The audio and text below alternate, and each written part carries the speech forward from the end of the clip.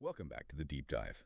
Today we are strapping in for a really high-intensity tactical run at one of the most critical flight planning calculations you will face, both in theory and in operation. We're talking about the point of safe return, or PSR. Yeah. If you are currently grinding through your ATPL theory subjects and you're specifically looking to, lock down your knowledge on operational procedures, this deep dive is absolutely for you. Our goal today is clarity, precision, and building that confidence for the exam room. That is absolutely right. The PSR is, well, it's so much more than just a math problem. It really represents the absolute regulatory backbone of long-haul safety. Right.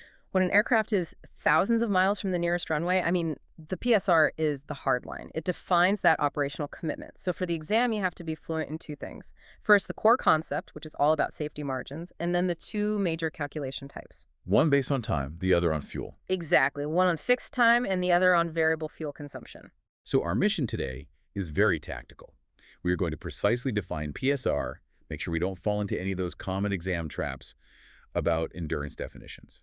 Then we'll break down the two main formulas, analyze the kind of non-obvious effect of wind, and then, most critically, we're going to walk through a bunch of exam-style calculations. And we should really slow down on the tough ones, the ones where you have to pull out the old nav computer. Absolutely. We'll slow the process right down on those so you understand exactly why the numbers land where they do. Great. Let's start by establishing the core foundation. Okay, let's unpack this definition. Because the language here is precise, and it's pretty unforgiving in an exam. So what exactly defines the point of safe return? At its heart, the PSR is the furthest point along your planned route that your aircraft can fly to and still have enough fuel to get back safely to the departure airfield, or, its departure alternate. Okay, and the key part is? The key part is that you do it within the aircraft's safe endurance. That term is critical. I noticed you used the term safe return. I feel like historically you'd hear this called the point of no return, or PNR. Why the change? The change really reflects a shift in thinking. It's a move away from a negative concept, a point you can't fly past, to a more positive regulatory safety concept. PNR just meant you're committed. Committed to the destination. Right. Whereas PSR ties that commitment directly back to the mandatory safety requirements, specifically the fuel reserves you have to have. PSR demands a commitment to safety, whether that's landing at your destination or getting back home. That makes perfect sense. Now let's dive into that essential distinction you mentioned. This is a big one, the source of a lot of failed exam questions. The difference between total endurance and safe endurance. Why is this so vital? It is the absolute foundational rule. You have to treat them as two completely separate things.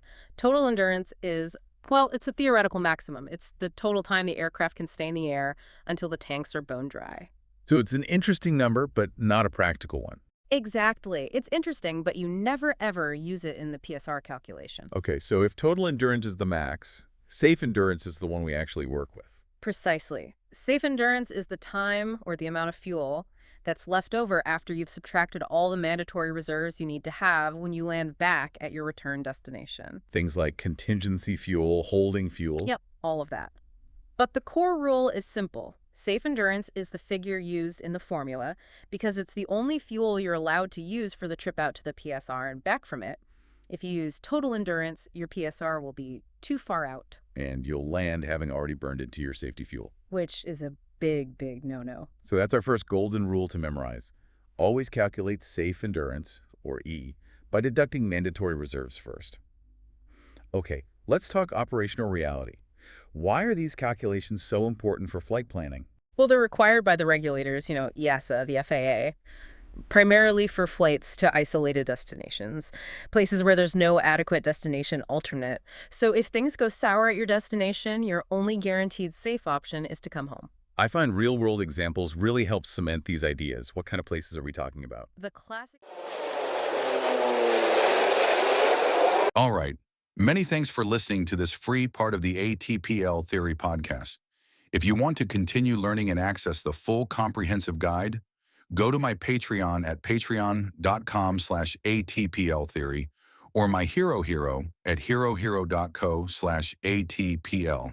That is patreon.com/ATPLtheory or herohero.co/ATPL. Wishing you all the best